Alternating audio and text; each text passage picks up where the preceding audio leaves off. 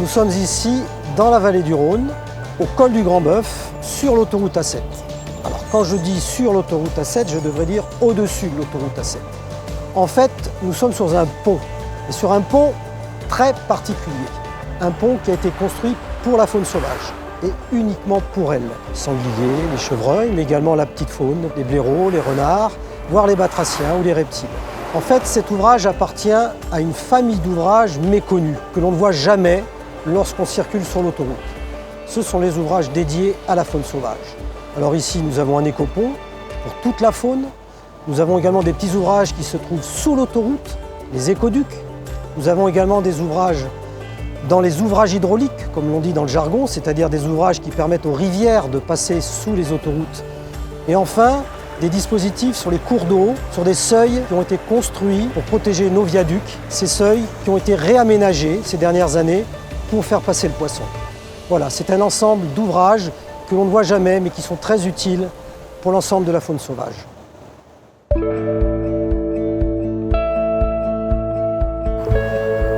L'écopont de Pereux-Arras dans les Landes, près de Salis de Béarn. Un ouvrage dédié entièrement à la faune sauvage, long et large. 25 mètres de large, c'est conséquent. Ça fait partie de nos plus grands ouvrages.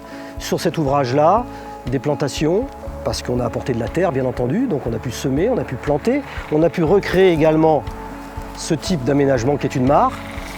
D'ailleurs, on entend une grenouille. Nous sommes au printemps, c'est l'époque où elle chante. Elle chante parce qu'elle se sent bien dans ce type de milieu qui a été recréé de toutes mains par l'homme. Et notamment sur ce pont, c'est un peu une particularité, on a travaillé avec un lycée agricole qui a été partenaire de cette opération. Donc bravo à eux, ces mares sont une pleine réussite.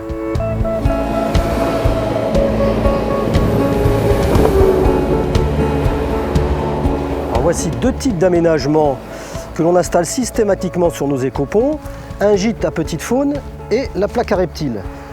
Alors le gîte à petite faune, c'est tout bête, c'est l'utilisation finalement des bois localement qu'on a récupérés lors du chantier, des souches que l'on met en tas tout simplement et qui vont permettre à la petite faune, alors je pense notamment aux mulots, musaraignes, les hérissons, voire les reptiles, de s'abriter notamment par la période hivernale.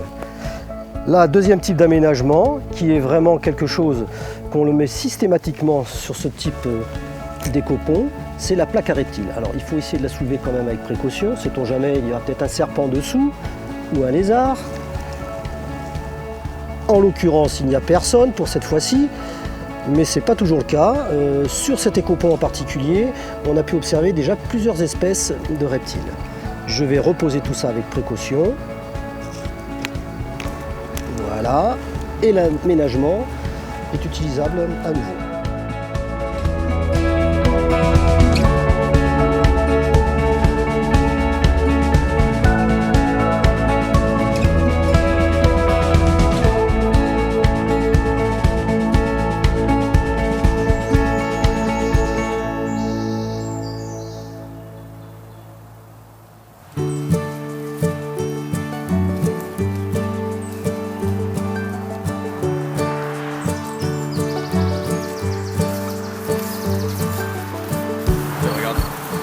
Il y a deux chevreuils qui ont dormi là, juste en face de l'appareil. Regarde, il y a des crottes.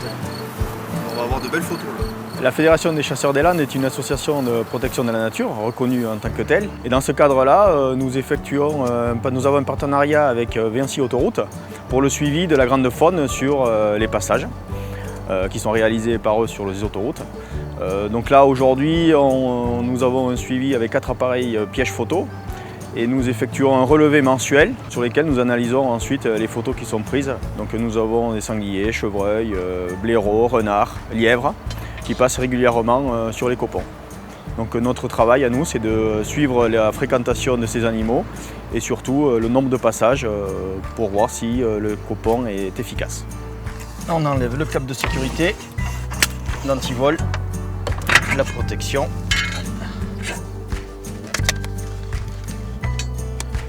On change la carte SD.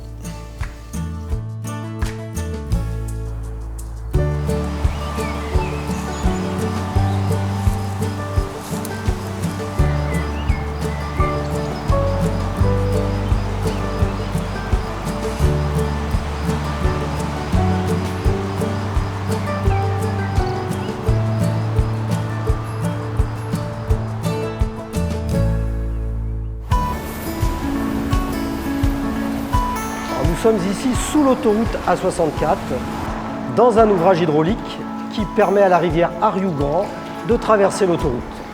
Cet ouvrage a été aménagé avec une banquette à ma gauche, qui sont en fait des marches toutes simples en béton et qui va permettre à la faune sauvage de traverser le long du cours d'eau tout en gardant les pattes au sec. Et c'est ça qui est important.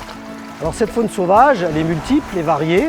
On a notamment la martre ou la genette, voire la loutre quand elle est présente sur le territoire, qui vont emprunter relativement fréquemment ce type d'aménagement qu'on appelle donc une banquette.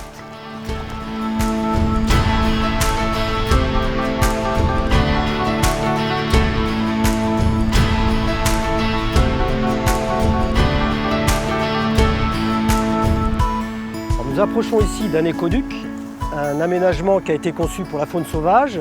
C'est l'écoduc d'Urt dans les Landes qui se trouve sous l'autoroute A64 qui est juste au-dessus de nous. Donc on peut déjà voir d'ailleurs à la tête de l'ouvrage des petits trous, hein. C'est certainement un blaireau qui a cherché à manger. On va s'approcher et on va mettre la tête dans l'ouvrage, dans l'écoduc. Alors ces ouvrages-là sont construits uniquement pour la faune, ils sont dédiés à la faune, ce ne sont pas des ouvrages hydrauliques. Hein.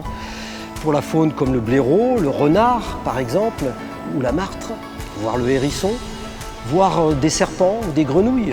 Donc toute une faune petite à moyenne qui peut emprunter ce dispositif. Et d'ailleurs on voit au bout de l'ouvrage le piège photo qui sert à l'utilisation du suivi d'efficacité de l'écoduc.